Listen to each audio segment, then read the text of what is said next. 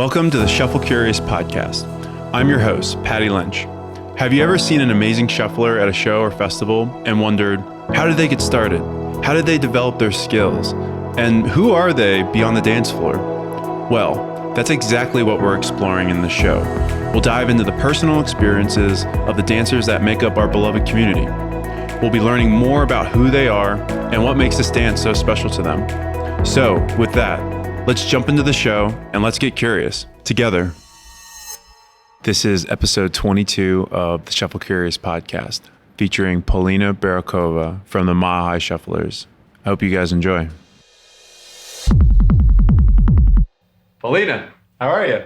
Hi, I'm good. How are you? All is well. All is well. I'm super excited for today because I get to speak with you. You know, I don't think we've been afforded the opportunity to perhaps talk at this length. I know we've had, some conversations, but not digging super deep into your story or anything like that, your background, your shuffle journey. So this will be really cool. And after this, we get to shuffle a little bit. We have a shuffle meetup going on with MHS. So that'll be killer as well. So super excited.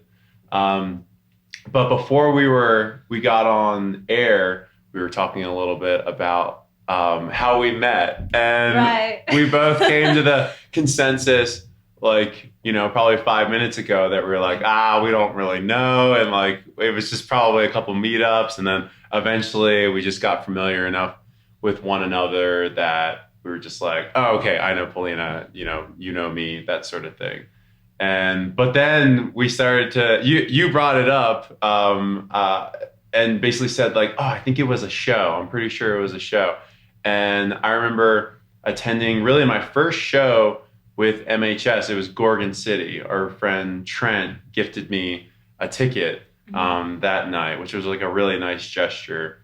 And I remember us getting down there, and I'm pretty sure that's when, our paths crossed for the first time. We made an introduction, and we got down there. And I remember there was a song that I didn't know. It's actually coming back to me. There was a song that I didn't know from Gorgon, because I was still very much kind of new to them. I had only been listening to them for a couple months when I went to that show. And you were really into it. You knew. Wait. And I think you booted me out of the circle. You're like, get out of here. And then you started to do something with the ambient part. And then you knew when the drop was. And then you destroyed it. I don't even remember that, but I remember it. You booted me. No, it's quite okay, because you freaking killed it. And you know what I mean? I was still a shuffle toddler at that point. So I was still I feel like I was getting my bearing on just shuffle etiquette at that time, circle dynamics and just dealing with the crowd and other shufflers and things of that nature. So it was totally cool for you to be just very direct and want to catch a groove, Yeah, well, if somebody is just not really doing much in the circle and just standing there or whatever, but I have something that I want to show them, all right. Let me get in there. I'm all for that, to be completely honest, because I think a lot of us have been there too. So that's where we met. We figured that piece out, but I didn't feel like I became 100% familiar with you really until Crossed. It was it was spring of last year, right? Yeah, of last year that we went to Cross, and you were one of it was you and Emily, and then Kiki, of course, right? You guys were the only familiar faces at that show for me. So it was cool just to kind of see you around, see you kind of vibing with your crew, Classic Movement, while you were there as well, and just kind of getting the impression that you were really immersed in the community and that you had friends in San Diego. And I was just damn, this kind of runs a little bit more deeper than I thought, because that was my first out-of-state festival at that time too. So I was just oh, cool. You know what I mean? Because I had seen you on the MHS page beforehand, even before we met at Gorgon City. And I knew that you were good. You were a good shuffler. And Thanks. At that time, you were still mermaid Mermaid shuffler. shuffle, So yep. I was always thinking about like, all Throwback. right, when am I going to see mermaid? You know what I mean? Because I always viewed a lot of the MHS folks as like these like different superheroes. You know what I Aw, mean? that's so cute. Because all you guys had your different styles. You brought your Yeah. own like presence. Like Hmm. you, everyone was just very unique in their own right. And like, so that was like your superhero name, like mermaid or Oh, I love whatever. that. But then, so what, once I'd seen you in these different environments and stuff, especially at Cross, I got a better just impression of like who you were and all those things. So, and I think our, friendship has grown Yeah. since then. And, hopefully it just continues from here on out. But I also hear whisperings that you might be moving or something like that soon. Well, nothing in the works yet, but it's possible. Got So it. we'll see. Got it. I Yeah. will try and dissuade you at every step of the way. That's fair. That's fair. Got it. Well, let's jump into your background a little bit. So, if you could just let the audience know who you are, where you're from, and I'll have more questions for you. Yeah. Okay. I'm Polina. The I one and actually, only. thank you. I grew up in Colorado, so I've been here my whole life. I started dancing in high school. Mm.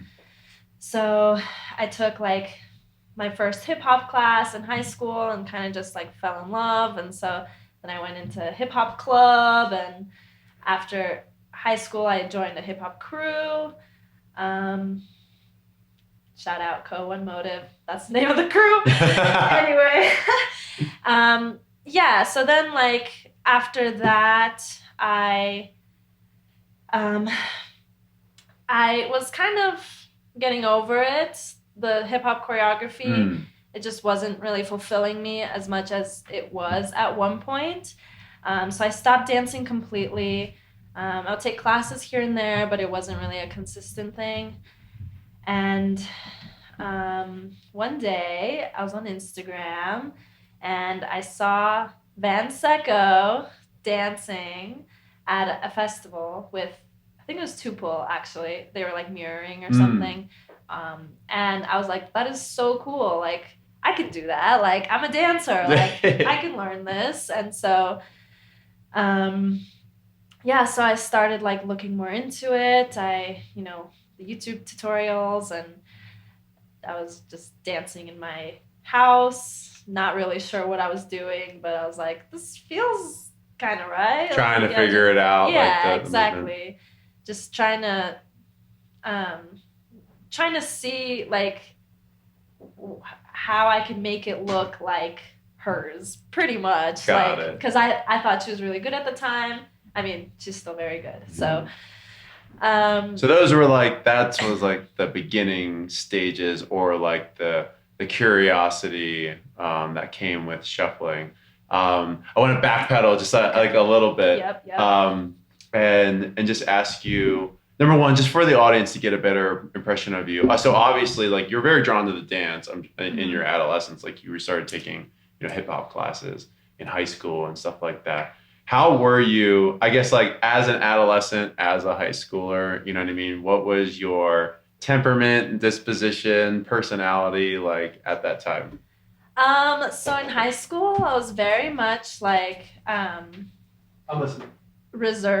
more reserved, like kind of just like, I mean, still like a bubbly, happy person, but like very to myself. And like I was very outgoing, but also closed off in a way. Mm-hmm. And so taking the hip hop classes was really like a way for me to express myself, express my feelings, like get those emotions out that I didn't really know how to.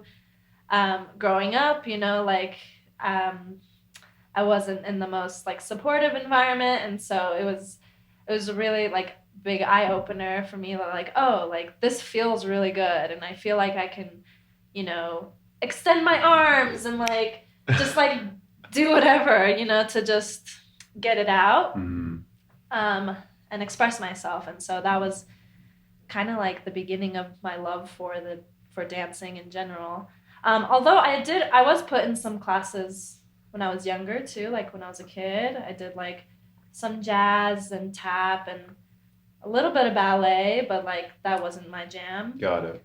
So I think the more aggressive like hip hop style with like the grooves, but also like the sharp hits and that stuff, it was like more my jam. Yeah, it's more edgy. Yeah, Yeah. I Mhm. got it. Did you play any sports when you were growing up? I played tennis, Okay. but I mean, it wasn't like a passion of mine. It was just like for Hmm. fun, yeah. Okay. It just like kept you active. Did your parents make you do it, or did you gravitate towards it yourself? All my siblings played tennis growing up. In high school also, so I was like, okay, I'll just try it. I liked it. It's a lot of fun. Got it. Yeah. Got it. We should play sometime. I'm I down. do like a little tennis here and I have there. an extra racket. Let's go. I got you. Awesome. So, leading up into you were taking, some jazz classes like when you were little, and then like into high school, you started doing hip hop. That was more your thing. You said it kind of faded a little bit, and then it got reinvigorated by seeing these videos, online. What was the lead up to that? Like, you lost your flame maybe for hip hop for a little bit. Like, were you actively looking for something else to put your creative juices into? Like, what did that period of time look like before you met shuffling? Yeah, so I guess like being on a crew, hip hop crew, it like burnt me out, creatively, Hmm. um, or what's the right word? Whatever, creativity wise, Yeah. it burnt me out, and so um, Why? um, because on a crew, well, it's very intense. So like we did competitions, we did performances, and like we're a pretty young crew, so like people on the crew were anywhere from 15 years old to 25 years old, and so Mm. the maturity levels were all different, so people were not very as disciplined as you know you they're not as disciplined, and so like Mhm. leading up to, let's say, a competition or whatever, um, they call it hell week. Pretty much you're in the studio till like 1, 2, 3 in the morning, Mm. running it, drilling it, making sure that everything's clean, because as a crew you want to look as one unit. And I was in school too. I was in college. It was just like really exhausting, even Mm. though it was a lot of fun. I was with all my friends and all that. But like, yeah, and you're doing the same moves over and over again because it's like choreography. Yeah. So you don't really have a lot of space for creativity there. Mm. The creativity probably happened before you started drilling it you know what I mean? You Right. Yeah. create the Yeah. choreo, but Hmm. then it's just instilling it into everyone's or committing it to everyone's memory, which is probably more of a grind, and it's For less like, sure. we're just brainstorming, we're just, Yeah. Yeah. collaborating with one another. Yeah, and like in a crew, like once like learning the choreography is fun because then you can like bring your own personality into it and have Hmm. your own spin on it. But once you start cleaning as a crew, everyone has to look exactly the same. Mm. Levels, you have to block it, make sure like you're supposed to be here, you're supposed to be here. If your lines are off, if your windows are off, redo Got it, it. run it. And so it's just like very intense and Mm. exhausting. And so I was just like, no, I can't do this anymore. Like I love dancing, but like I'm tired, like this is not for me. Um, so that was that. And then Hmm. so after that, I started going to the gym. I started lifting and, getting my juices out that way. Yeah. um, but I don't know, there was still something like missing. At the time I wasn't really going out to the clubs like I do these days. I wasn't really going to concerts or shows. I was just in school doing my thing. Like there was really nothing there. Um, and then I don't really know what happened, but like I've been listening to EDM since I was like a kid, since I was probably like 8 years old, and I don't know. I just started finding more songs that I liked. I got into the bass scene. Hmm. Totally forgot about that. Got into the bass scene first, and was like a super big bass head. Loved dubstep, and I was like, "This is amazing." And then, you know, like when you're in the EDM scene, even in the bass scene, you kind of just see more people doing their thing. So I saw a little bit of the, you know, I saw more like bass people, and then I saw like house people. Wooks. Yeah, there was like wooks. There was like Candy the rave. kids. Yeah. Yeah, exactly. All the archetypes that come with the rave scene. Yeah, and so like, I guess that was my window into like more of like the house music, the shuffling. So it kind of just all flowed into that direction, starting from the bass scene. So you were already going to like festivals for bass music and stuff before you started shuffling. Yes, I would say. So I started like raving in 2014, and my first show was Tiesto, because like I loved Tiesto when I was a kid, you know. Yeah, and so that was my first show. It was more just like a woo! I'm like old enough. I can finally go out. You know, like my parents were really strict growing up, and so I was like, I can go out, yay! And so I wasn't really like paying attention to the music. Really, I was just excited to be there. Yeah. But then I started like dabbling in what I liked more, and I was like, ooh, this like dubstep. It's like, you know, really heavy and. Yeah, so to answer your question, yes, I started with the bass scene and then eventually found house and techno. Yeah. It was almost like your conduit, you know, to get to what was most your vibe. And it's funny, when I had Trent on, he had a similar story. He started with bass music, you know, was slowly starting to enjoy house because it had a good representation of like hip hop in it as well. And then he, at Lost Lands, he went to a bass house set and to shuffle, and because he wanted to practice for that set specifically, it was abstract. And then like it almost sounded like he was kind of done with bass festivals at that time and really wanted to start shuffling. So it's interesting that you kind of had the same route, you know what I mean? Bass music put you in the environment to then find what really, you know, resonated with you, you know, on the music level. So very cool to hear about. So up until that time, so like you were kind of starting to figure out what you most vibed with. You saw that video from Vanessa Seco and Tupool mirroring or doing something, and then now you wanted to really jump in. What you started to describe it a little bit before I kind of, you know what I mean, reeled us back a little bit, because I wanted to fill in some gaps up until that point. What did that look like? You know, those first 6 months of you being inspired by the dance, you know, by just seeing it, you know, getting it via osmosis in your environment and then Instagram and things like that.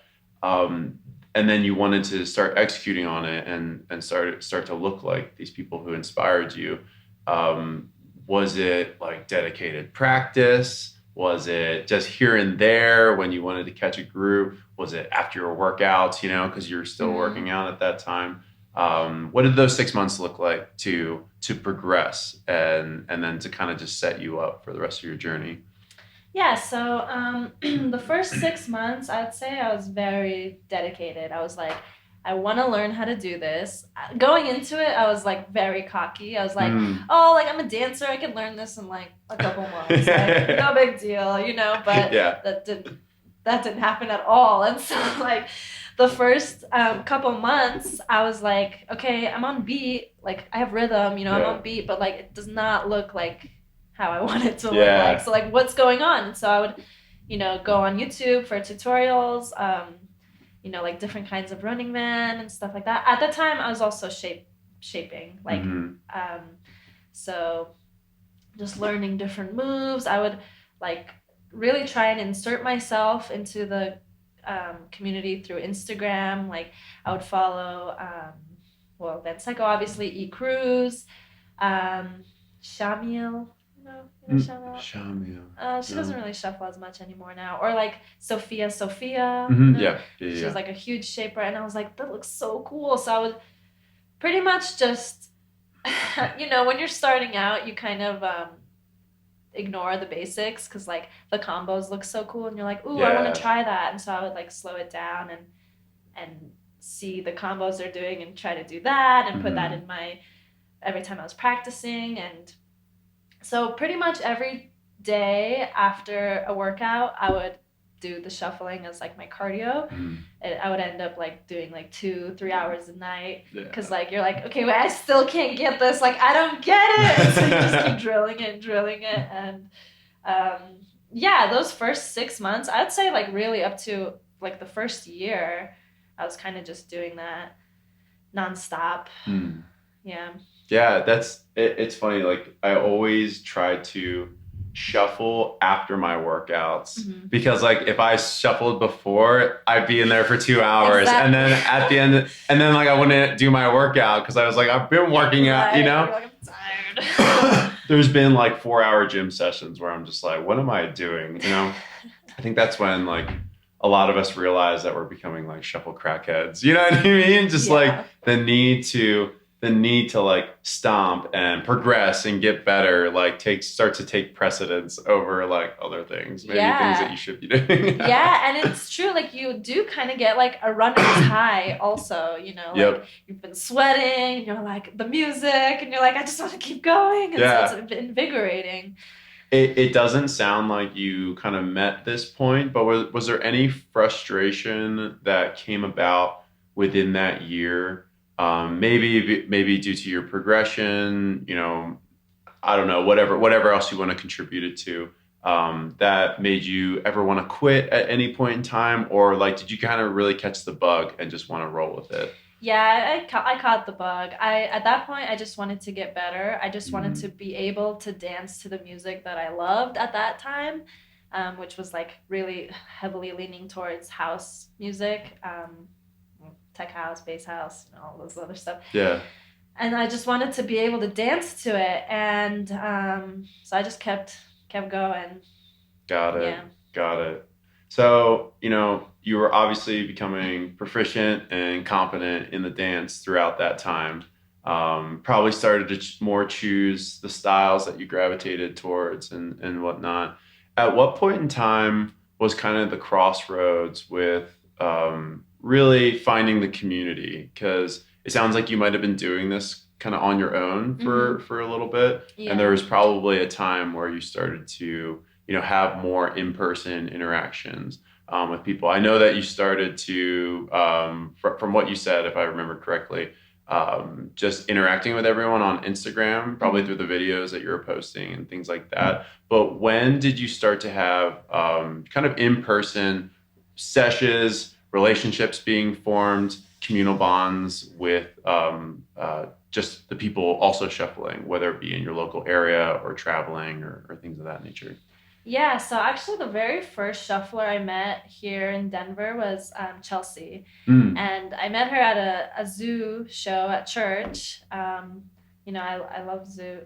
Zoo? How do you pronounce that? I think it's zoo. Yeah. Zoo. Yeah. Okay, thank you.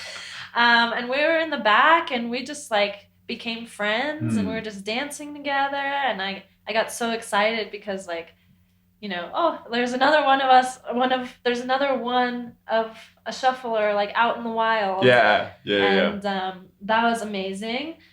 But like, um, after that, I still practiced on my own for the most part. Like I would see Chelsea at shows here and there, like Hmm. not very frequently, but I tried to make my own like shuffle meetup, and so I posted on Facebook, and I was like, hey, like um, at like the Wheat Ridge Community Center, like come through and let's shuffle. And so a few people came through, but it wasn't really popping. Hmm. Who who Um, who rolled up? Was it anyone that I might have known, or were they beginners that wanted to learn, or um, was it just you? there were a few people, a couple people you might know. But they don't really come around. So Okay, I probably then don't know them. I yeah, don't I think. mean, yeah, they don't really come around, and so um, that was kind of like disappointing to me, because I just wanted more people to be Mm-hmm. able to dance with. But then the first time that I really felt like a community was forming a little bit was when Dee Dee had the first Mile High Shufflers meetup. Mm-hmm.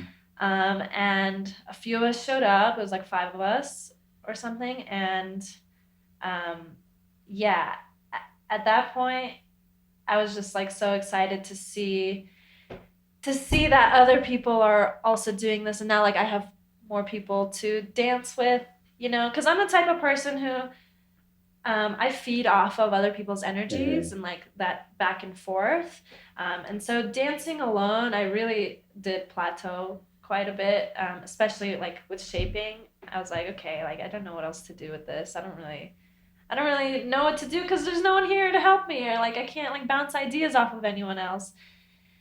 Um, but so that first meetup, I saw like Sammy and Dee Mm-hmm. Dee, and I was like, "Ooh, this is so cool! Like we're just hyping each other up, and we're just dancing." It just felt so good, and it's like from there that was like the genesis. Got it. What were the vibes like? Because I mean, I'm sure everyone was kind of still new to one another. Were Mm-hmm. people kind of reserved, or were they just being very vulnerable and like, just meetup vibes the way that we know them today? You know what I mean? If we're like Mm-hmm. the way that we know it when we go to the meetup to like today, Right.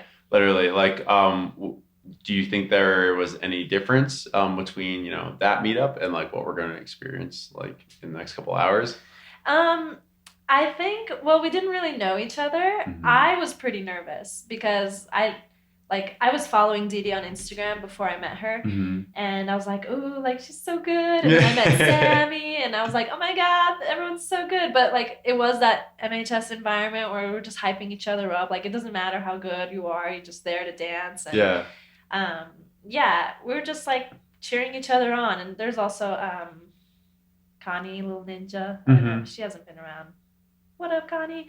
But yeah, so it was just such a small group, and it was really intimate.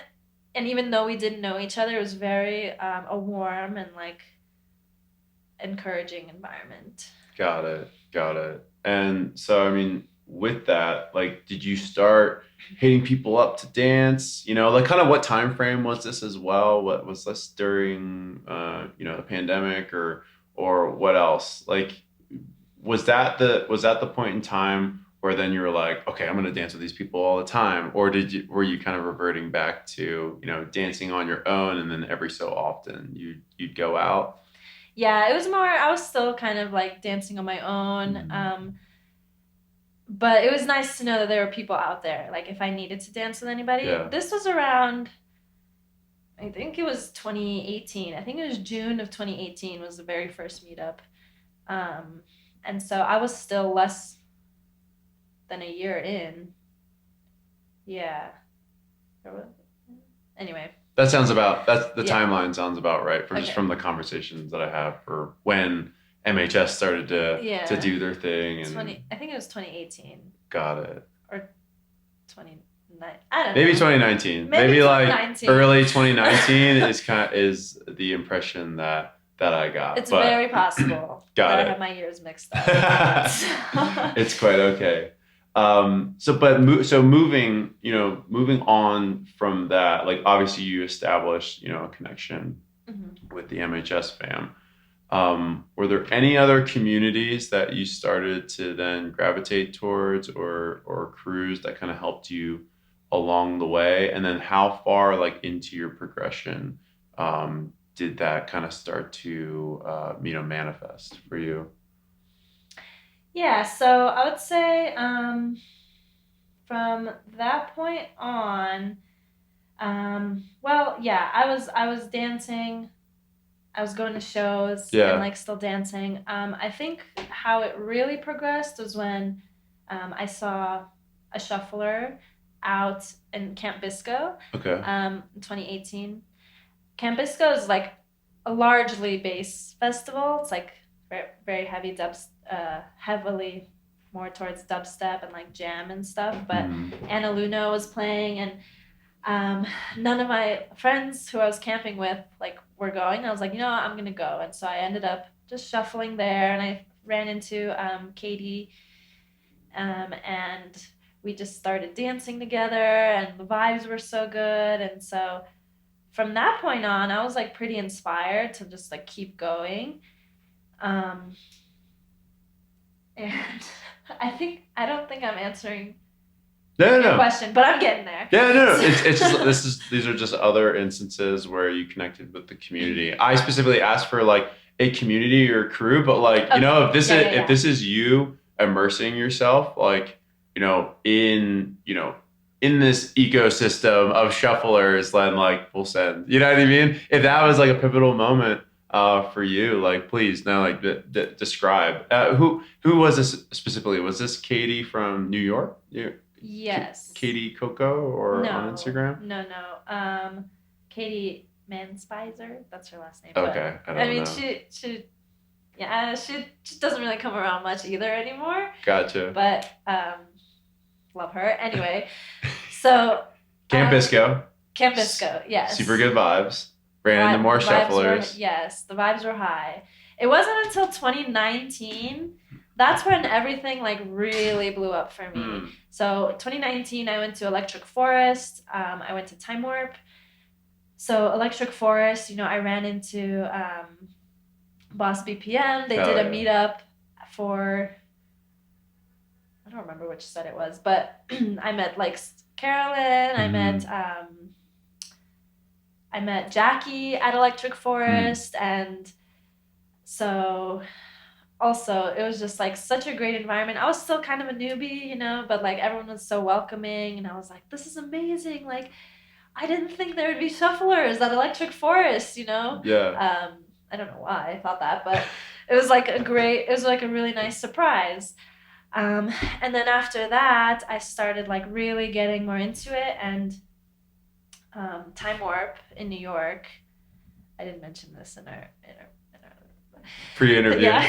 It's all right. But Time Warp, I noticed that like a lot of the people I followed on Instagram who I looked up to as shufflers were going to be there. And so I was like, you know what, like full send, I'm going to go, I'm going to meet all these people, I'm going to dance with them. Yeah. So I went and I met so many people. I learned so much that festival.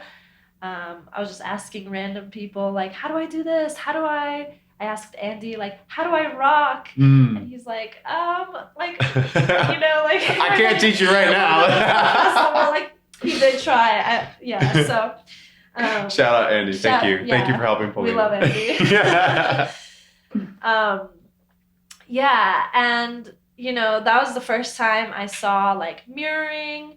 Also, there was this one guy who was like, get in the circle. He kept like pushing me, and I was like, no, I'm shy. And he's like, no, you're good. Like, just believe in yourself. Like, get in there. Yeah. And so like, that was also a huge push for me to get into like a cypher, in front of all these people that I've never met before that I looked up to for so long. It's like it's very nerve-wracking, but like it does something. It like boosts your confidence. You're like, oh, I can do this too. 100%. Yeah. Who were the other heavy hitters there that you were a little bit starstruck to be dancing in front of? So many. Okay, so there's Andy. I met Melly. I met Allie. I don't know her last name or her tag, but you know her. Allie? Which one? She's got the long brown hair. She's with the nose and the two eyes. You know. Oh God, Ali, I'm sorry, I don't know your app, but I'll send. It's all right. I'll send show you her notes. app. Yeah. Show notes. I'll send it after. But she told me like, like I'll always remember this. She said it's okay if I was like, I'm nervous, like to go in, and she's like, yeah, but you'll always be you, and you'll always be like, you'll always have your style, so just go show it off. And I was like, oh, that's so sweet. Okay, who else? There was Amir. I saw Carolyn again. Carolina. Yes. Betsy, I met for the first time. Oh, Betsy's a vibe too. Yeah. Who else? Who else? Oh, Tupel was there. I was like, I didn't talk to him though. I was so nervous. Yeah, yeah. It's like your initial inspiration Yeah, being in front of. Yeah, that's yeah. cool. Those are the main The ones. preponderance of Yeah. all of them. Oh, Sierra, Okay. which she was also a huge inspiration for me. But I did feel a little more comfortable at Time Warp because like Didi was there and like, um, we had a little house that we all stayed at. And so anyway, it was just like, it was really nerve wracking, but at the same time, it's still that same warm, loving environment, Yeah. that we always talk about. And so it was really cool. Yeah, that it sounded like it was one of those like events or just shuffle related events that you attended that really either leveled you up or just changed your mind about like this being a passion of yours. Maybe reinforce that for you as well. And I just think that there's like going to festivals and going to these different events, even meetups, like you leave there each time and it's like you're never the same person. It's true. Like you're always like viewing the world through a different lens, as you remove yourself from that environment. But you always remember it. You know what I mean? You always remember it, and you can garner a lot of inspiration and motivation from those types of events. I feel like it's because in that type of environment where the music is booming and like it's dark, you don't really feel like anyone can see you, but at the same time everyone's around you. I feel like you really have the freedom to just express yourself to the fullest and just put it all out there, and people gravitate towards that energy. And I've mentioned this before, where when you're in environments where you're being unapologetically yourself, you're expressing yourself at 100%, you know what I mean? Like that you're not leaving anything off the table,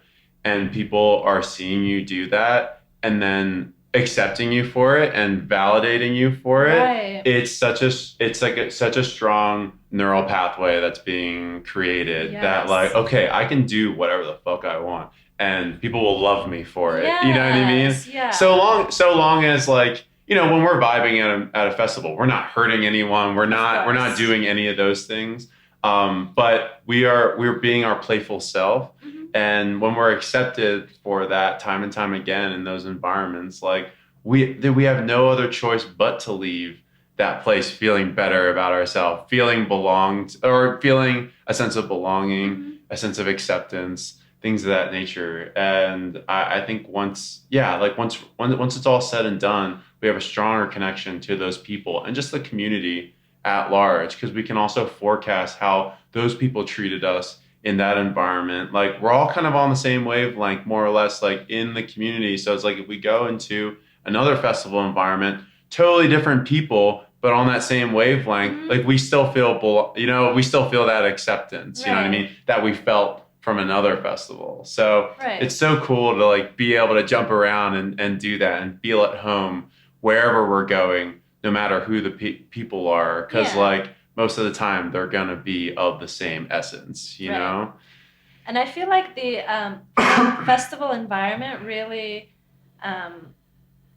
creates that safe environment. Because like, at a festival you feel free already as it is, and then you add on this another layer of this like loving and accepting people when you're like, my syntax right now is just like just saying random words. You're bilingual, so you get a pass. Oh my goodness.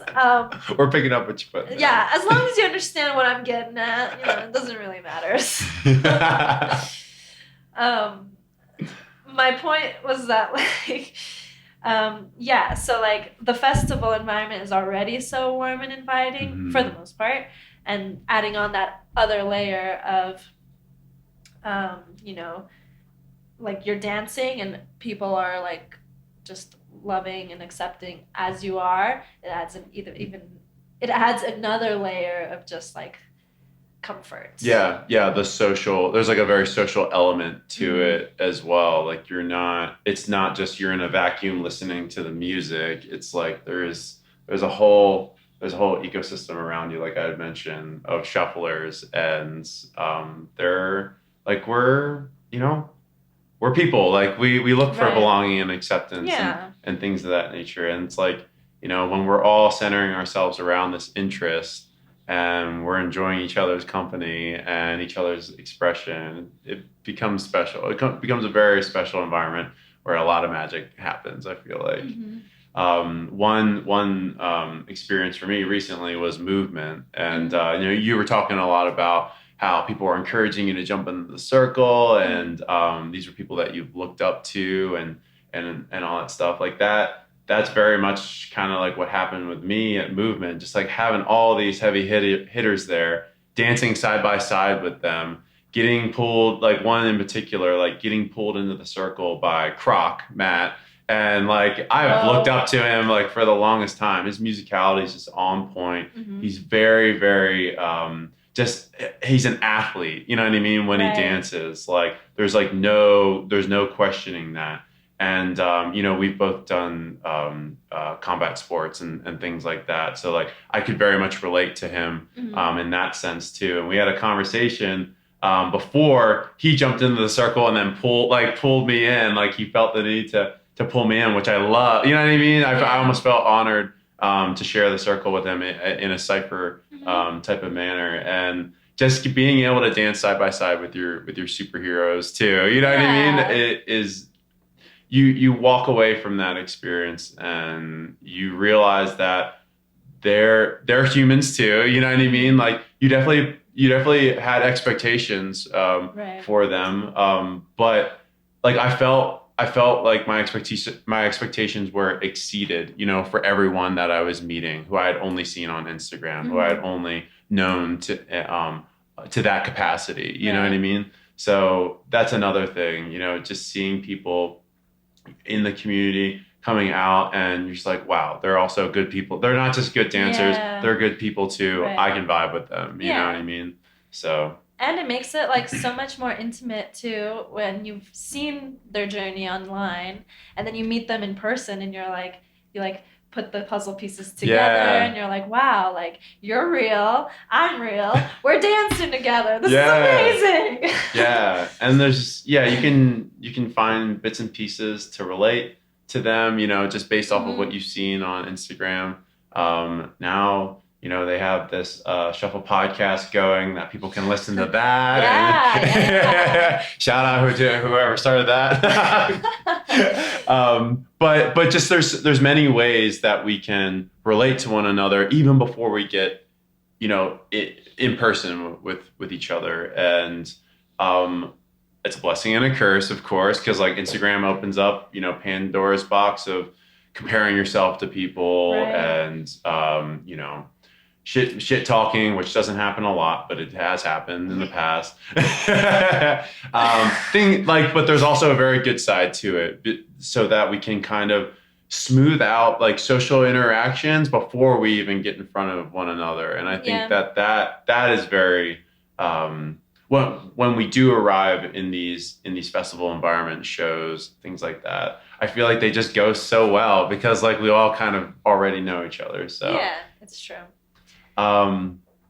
Anything else from this? Okay. So that was Time Warp. Yeah. Okay. And then a month after Time Warp, so I got kind of like recruited, I guess, by Classic Movement, which is the crew I'm on. And so how did that come to be? Where did they see you? Who did you meet? Like, cause that's typically like at least from what I've seen from like Sideshow and things like that, they'll see a shuffler out in the wild, and then they'll vibe and vibe check and things like that, see if they're a good fit, and then kind of offer an invitation from there. How did it kind of go down with you with the recruiting process for Classic Movement? I'm not sure how they found me. I'm guessing it's because of Time Warp, because it happened so soon after Time Warp. But pretty much, Corinne, she was on classic movement at the time. Yeah. She reached out to me and she's like, hey, like, would you want to prospect for the crew? Like, basically just see how it is like, for a few months, and like if you like it, you can audition and then or try out and then, you know, move forward from there. And so I was like, okay, yeah, like I've been really interested at that time. I was really interested in like being in a crew, like learning more, because I had the basics, kind of. I had a running man, pretty much, but like my arms were all over the place. Like I didn't know how to rock. I didn't really know how to do much aside from running man. And so I was like, yeah, let's do it. Let's do it. I'm so excited. And so that's when, so on Classic Movement, we do like practice videos every week. And so that's where I learned so much about like what to do with my arms, you know, the technicality of running man and rocking, and like, you know, in the past couple years, I've taught a lot of like running, like technical running man, rocking, and I got it all from Classic Movement. Like, shout out Classic Movement. So like I'm very grateful for that. I learned how to do combos. I learned how to do transitions. You know, like, so that was really like a good foundation for the style I have now. So that was also like a huge turning point. And also that's where Jorge and I connected. I know he was on like MHS, or I would see him around before, but I didn't actually like talk to him or become friends with him until Classic Movement, because he was also prospecting for it at the same time as me. So yeah, I mean, that's it. When did you decide to pull the trigger on being a part of Classic Movement? So I kind of just knew I wanted to be a part of it when they like reached out to me. In December of 2019 is when I was prospecting, or I think that's when I tried out. So since December 2019, I've been on it. Got it. Did you have to go visit? Because they're based out of San Diego, right? I think LA. Okay. Yeah. Okay. No, I've never visited, and actually, I still haven't met Cassie, who's like, I love her to death. She's like the leader of it, and I like, you know, she's the best, but I still haven't met her. So one day. Yeah, it's all good. It's all good. You know, LA will always be there. For sure. So, yeah. Got it.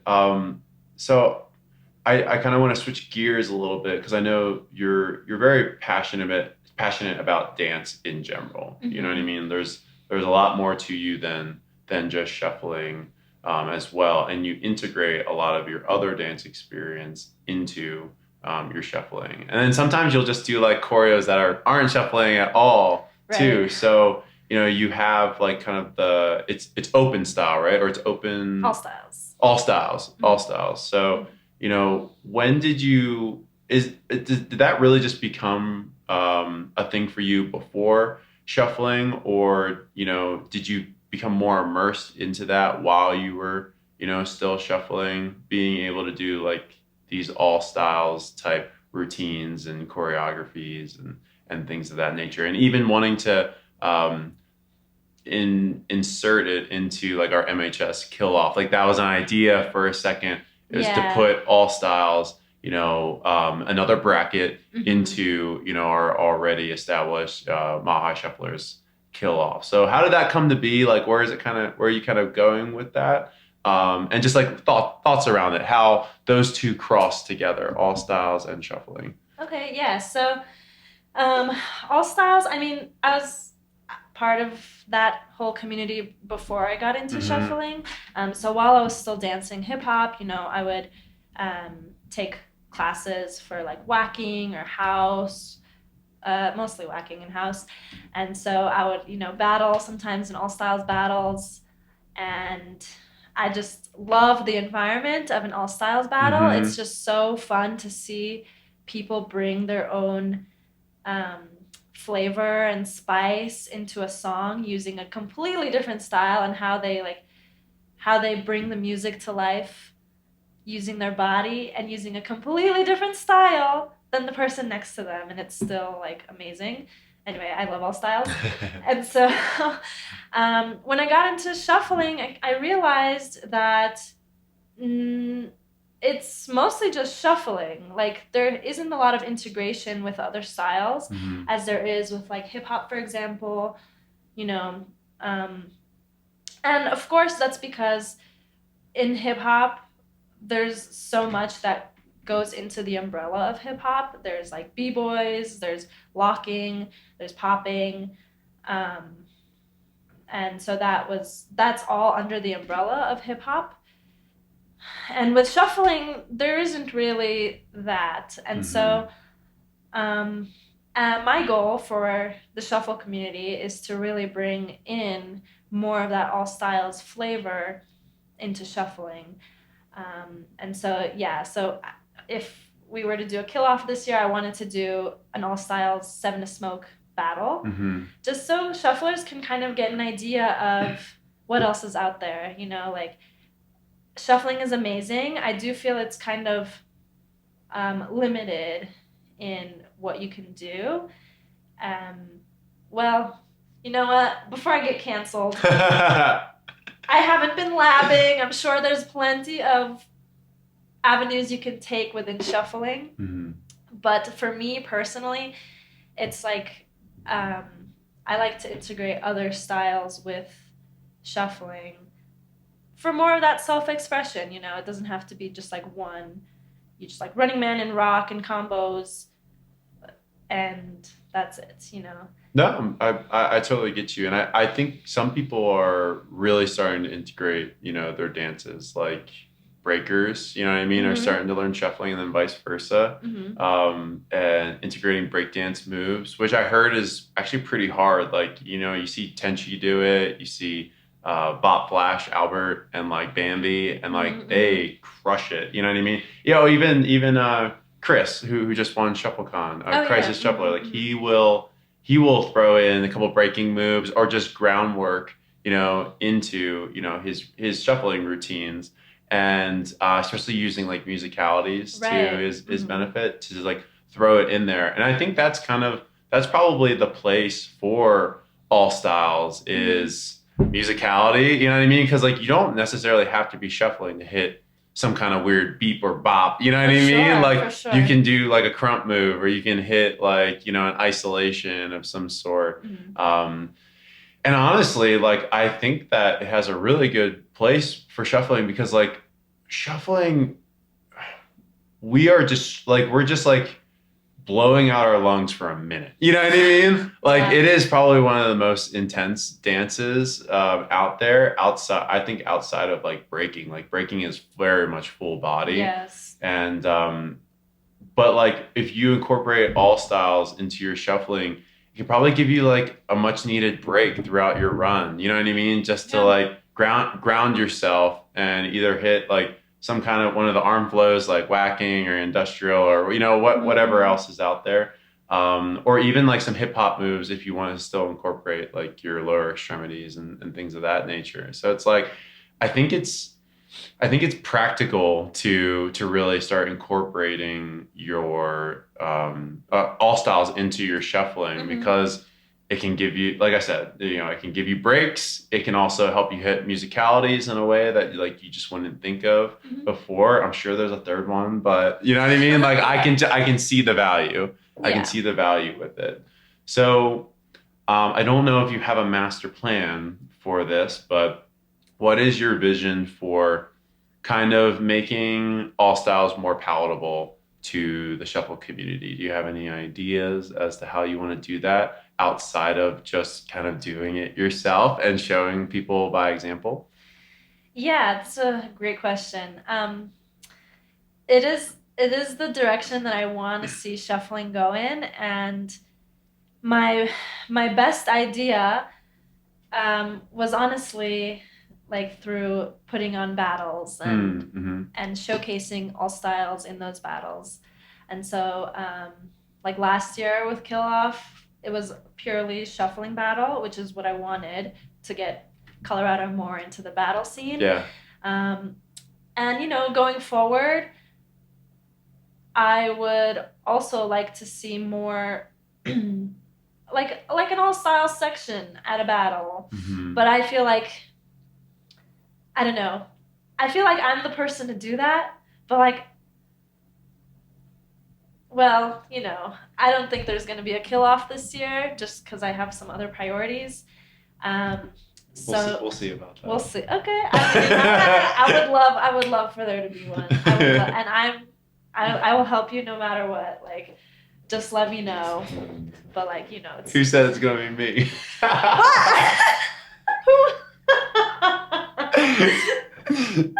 Oh man. I mean, no, you're right. You got a lot on your plate. I'm just. I'm not saying no. I'm not saying no. I'm just for my MHS homies out there, like someone step up, please. Please. Please. No, I'm just like tapering expectations because I have been trying to find someone to step up. Yeah. And nobody wants to do it, which is fine. We all got our own stuff going 100%, on. 100%. And next year, maybe, hopefully, I can actually have the time to do what I need to do to make this come to fruition. But we never want to half-ass anything. Right, you know what I mean? exactly. It's better to leave it off the table than to like have a lackluster event where people pay money to come here. You know what I mean? Like it's more than just a battle. It's like you just have to have a lot of things on point. The logistics, all the people involved, the bodies doing the right things, Yeah. I'm preaching to the choir right now. Yes, it's a lot of work. And like last year we all really came together and it turned out to be an amazing event. It was like so organized and it was amazing. And yeah, I don't want to come short of that. Step down from it. Yeah. Especially if we're adding on more events like the All Styles battle.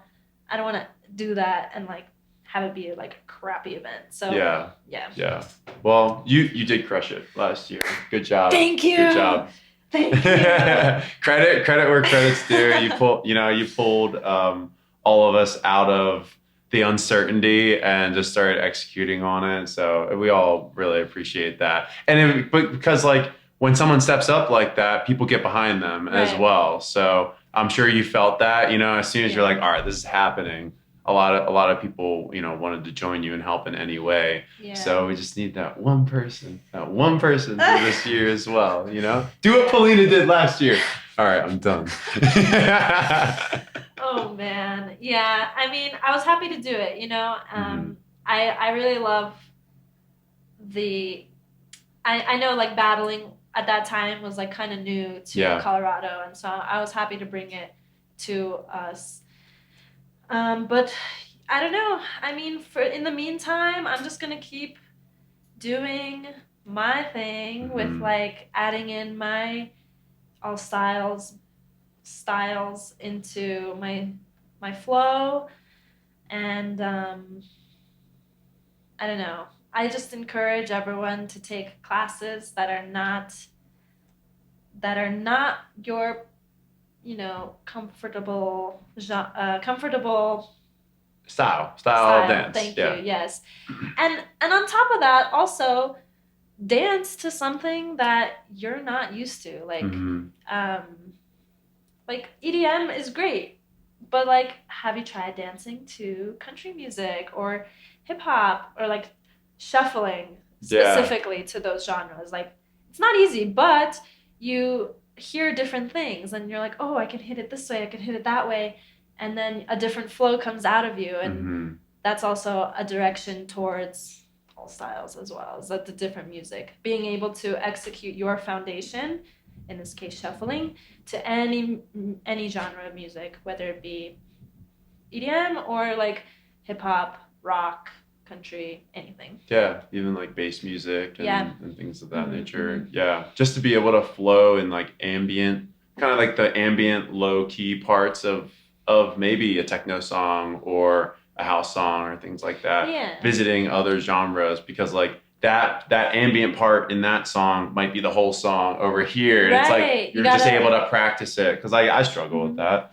I want to get out of the circle when it's something that I don't feel comfortable dancing to. But if I started to feel more comfortable with it and was able just to run with it, maybe I'd have a better experience with my dancing. You know what I mean? It's something to try out, something to play with. It's not that serious, you know, like I have to remind myself that all the time too. Like it's okay if you just like mess up because you're not used to dancing to something slower, but like getting your body to move in that different way, it'll help create those neural pathways to change your flow a little bit. And that's kind of like the heart and soul of all styles. It's just like taking your foundation and bringing it to genres, different genres. Yeah, whatever that may be. However that song sings to you, like, and dictates how you want to move your body, like, let it. And then you've already created all the tools for you to be able to, for that song to speak through you, whatever.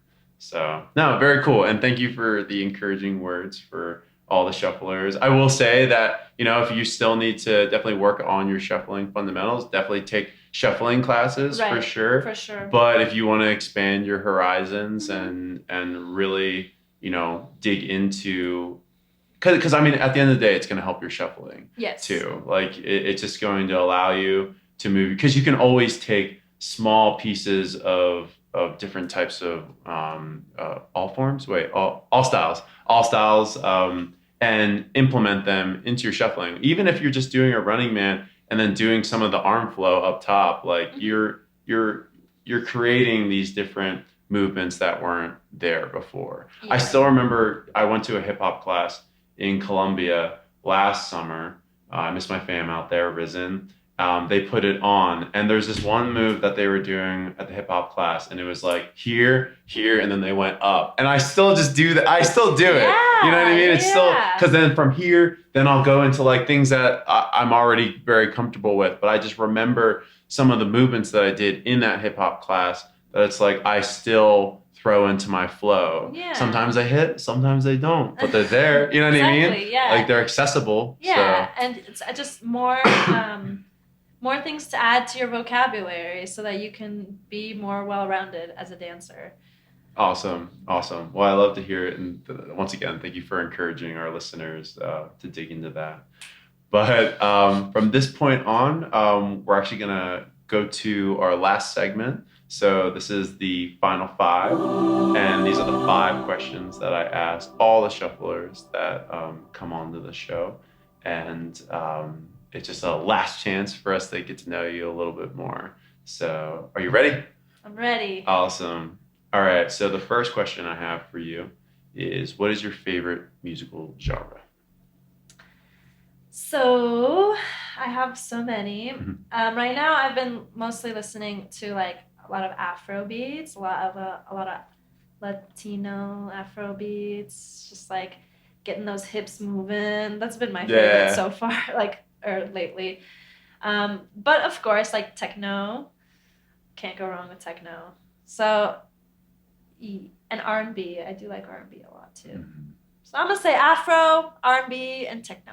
Got it. You are a true BPMist with all of those racking and stacking in different categories. For those who don't know, like, Polina can dance very, very fast. Thank you. With high knees. I'm just like, this doesn't make sense. Like, doesn't the gravitational pull, like, you know what I mean? Like, bring your knees down at that type of BPM. So you crush it in that regard. Thanks. What is your favorite place to dance? Honestly, probably my room. I like to just zone out. I get kind of, I guess I would call it stage fright sometimes at the club, because like if people are watching, I'm like, oh, I have to perform for them, and that's just like really nerve-wracking. And so, but in my room, I'm just by myself. I don't have to perform for anyone. I can do something that looks really stupid, but like it's fun, so I just do it anyway, and it doesn't matter. And I feel like that's where most of my newer flow comes from. What do you think the performance anxiety is contributed to? Is it from your earlier days of like dancing or anything like that? No. So like I love performing when I know what I'm doing. Mm.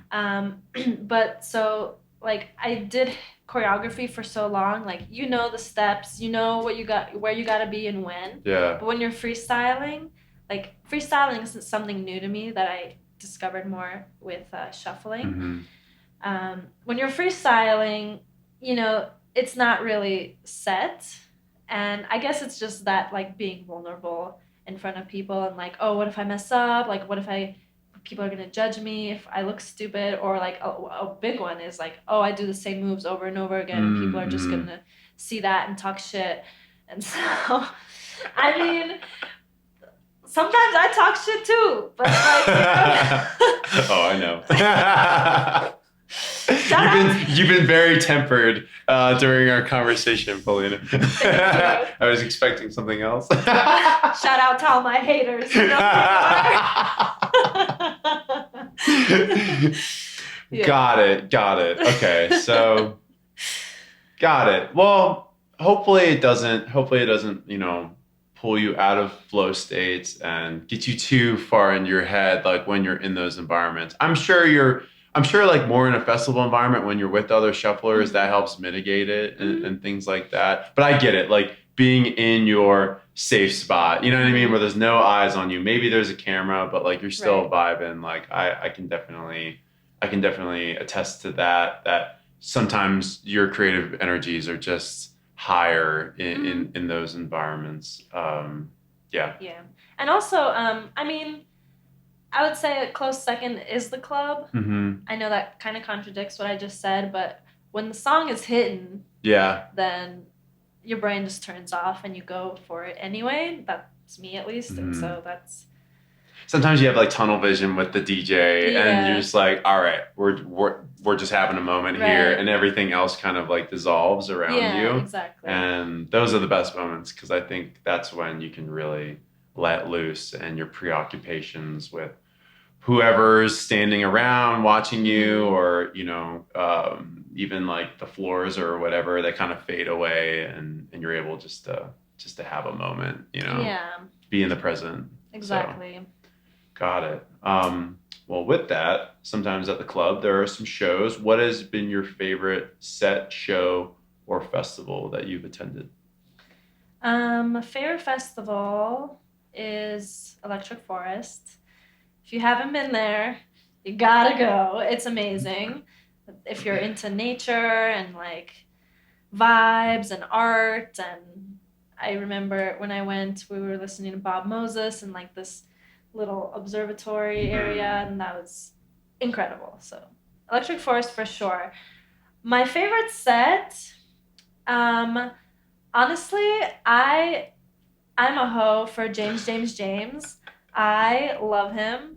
He is my favorite. I want him to DJ every single major life event of mine. And so every time I've seen him has been my favorite set. I say that genuinely.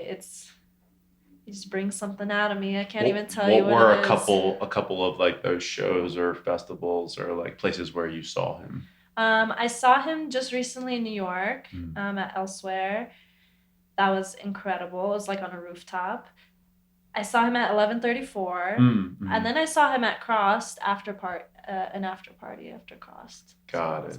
But he brings a lot of like ravey techno pop vibes. So it's like Rihanna and like Madonna and like Britney mixed in with techno, which is like a dream come true for me. So. I call that hot girl techno. I support all that.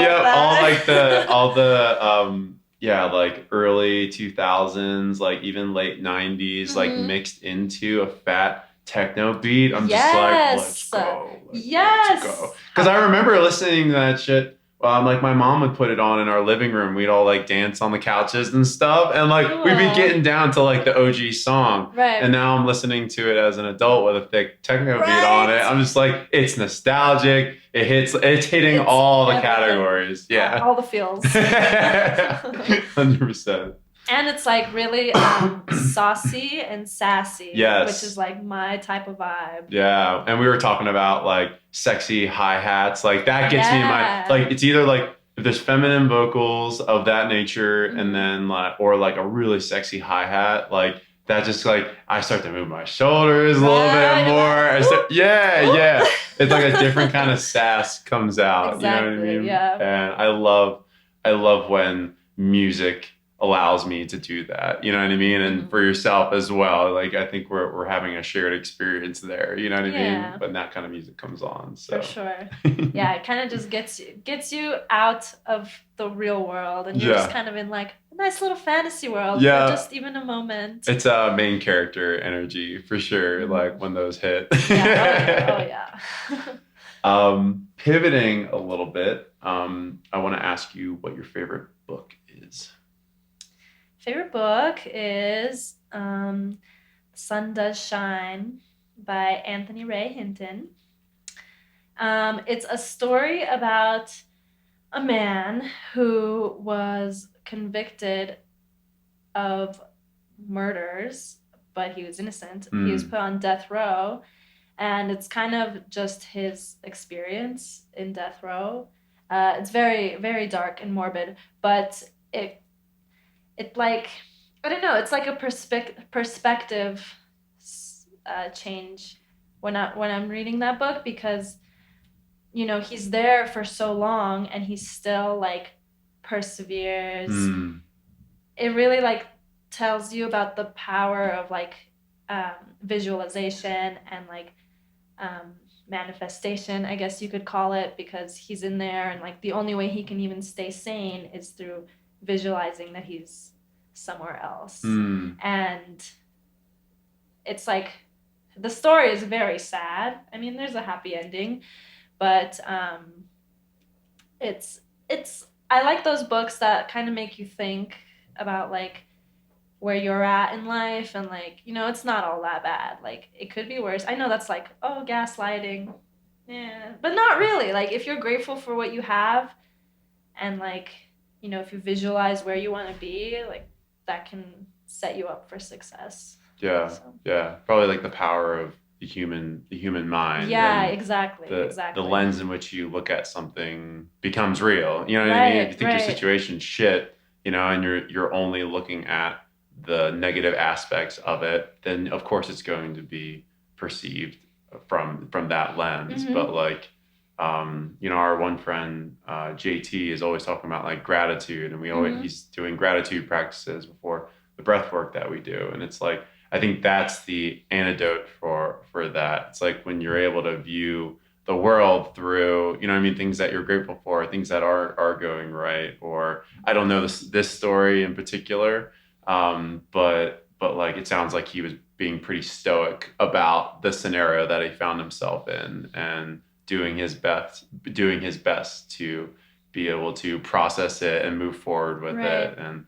it's good that there was a happy ending because who knows how many of those situations have occurred where someone Yeah. has been wrongly accused of something and then gets the chair for it. So I'm Yeah, sure it's yeah. happened, but no, very cool mention of that. And it sounds like a self-development book, not just like a story too. I mean, it's mostly like he wrote the novel Hmm. about his story.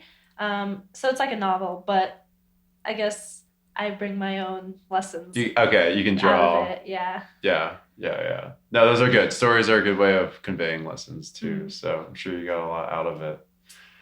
For the last question that I have for you, if you were to put any message on the main stage production of like a large scale festival, think EDC Las Vegas or Tomorrowland, what would that message say? There'd be tens of thousands of people viewing it. Hmm. So, two things come to mind. First one is take a deep breath. We were talking about this earlier, and I feel like there's nothing a deep breath can't fix. Mm-hmm. Just kind of Mm-hmm. like grounds you, just like gets you in the right headspace Yeah. to just like be your best. Second one is don't be a cunt.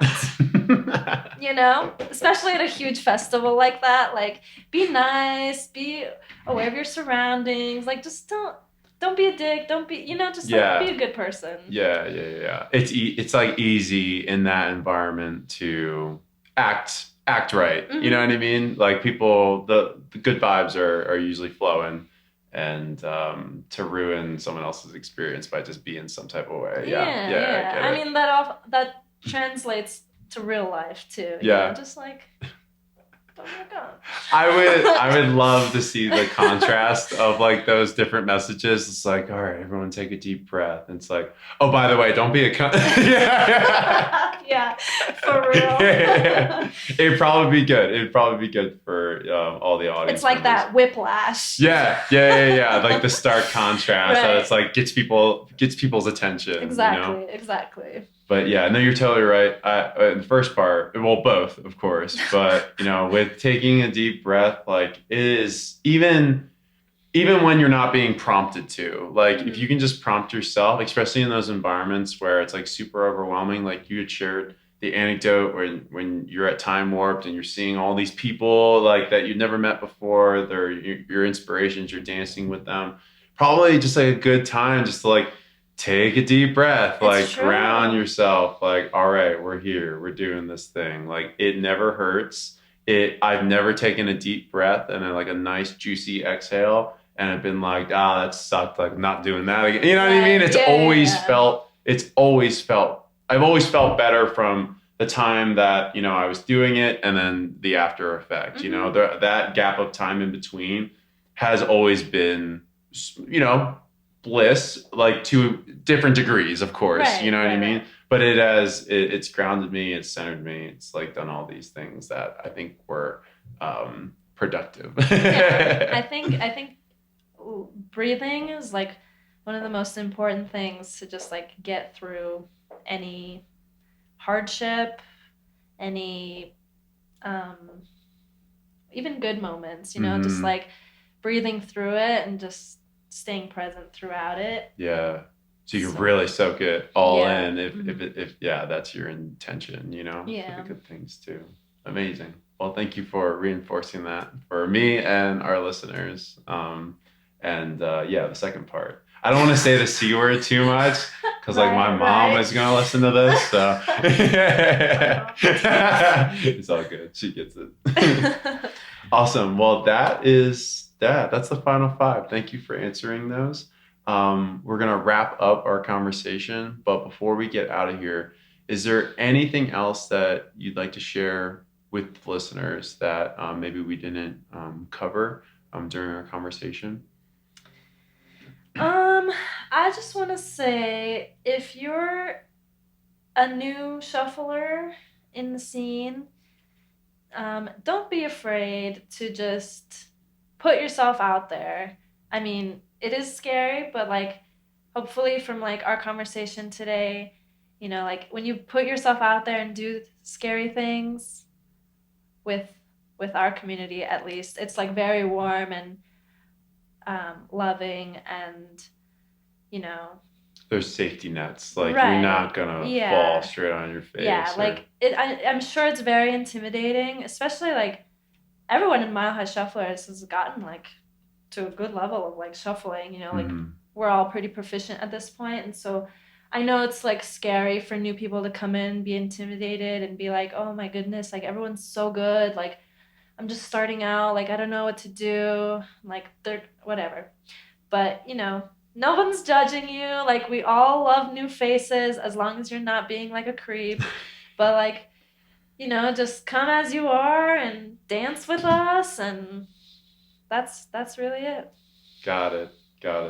Thank you. Yeah, thank you for also expressing that, you know, because I share the same sentiment, but it's always good to hear it from different people as well, you know. For people who, you know, want to connect with you after the show, you know, I'm sure this resonated with a lot of individuals out there and shufflers. What's the best way for people to do that? You can contact me on Instagram.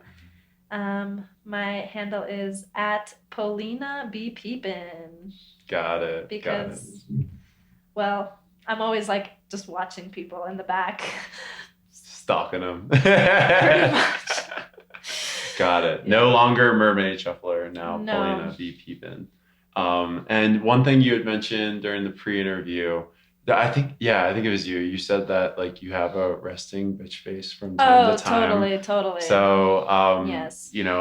take that with a grain of salt. If you ever come across Polina, she's Yes. very nice. She's very friendly. She wants you to talk to her. Yes. I love people. I love meeting new people. But my regular face, when I have no facial expression, is just like it looks like I don't want you to talk to me. Got it. Yeah, don't let that deter you. Yeah, don't let that deter you, because as soon as you say hi, like, look, I got a huge smile on my face. So yeah. I can attest to this. Yes, go say hi. Well, awesome. Thank you so much for being on the show again. It was yeah, it was a pleasure talking to you. We have a meetup to get to though, so let's cut it here. But thank you again so much for sharing this time with me. It was really fun. Thank you. Thank you for listening to the Shuffle Curious podcast. I hope you've enjoyed the show so far. We are past the launch, and I'm so appreciative of the support that the show has received. You guys have really stepped up in a huge way, and I'm eternally grateful for that. I know this is a big ask due to the show just starting, and it's very much in its infancy, but any and all support would really be amazing from you guys. So I just wanted to come on and list a couple ways that you guys can help out the podcast moving forward. So first and foremost, subscribing to the YouTube channel would be a huge help. Among, also sharing and following the show on other social media platforms, such as Twitter, Facebook, Instagram, but in particular, YouTube will really help increase the visibility of the show, and it can help to reach a wider audience as well. In addition to this, leaving a review on anywhere where podcasts are distributed, such as Apple Podcasts, Spotify, Stitcher, can really leave a positive impression on new listeners, and it will help them discover the podcast more readily. Also, engaging with the podcast, so leaving comments, participating in social media discussions, and just anything that would really help build a community around the podcast would be of great assistance. And please feel free, DM me my personal Instagram at Patty Creates, or the show's Instagram at the Shuffle Curious Podcast, with the spaces being underscores. I would love to hear any feedback, any ideas, any discourse around the show. It would be an honor to hear you guys out and implement some of the ideas and the feedback that you guys have for me. Also, donating to the podcast directly or purchasing a Shuffle Curious shirt would help out a lot. There's a lot of time, there's a lot of energy, and unfortunately money that goes into the podcast, and it will continue to go into the podcast. So let's just get one thing straight here. It's really been a complete joy doing the show, and no matter how much or how little monetary assistance the show receives, we'll still be performing the mission of bringing the Shuffle community together. But with a little bit of help, I'll be able to travel more for these interviews, buy better equipment, be able to compensate all the amazing people who have made the show a reality and have volunteered their time, things of that nature. So buying a shirt would be much more than buying a shirt. And I don't know if you guys realize, but if I ever saw someone at a festival wearing a Shuffle Curious podcast shirt, you would be my best friend in a huge way. I'd love to see it, and I'd give you a big bear hug.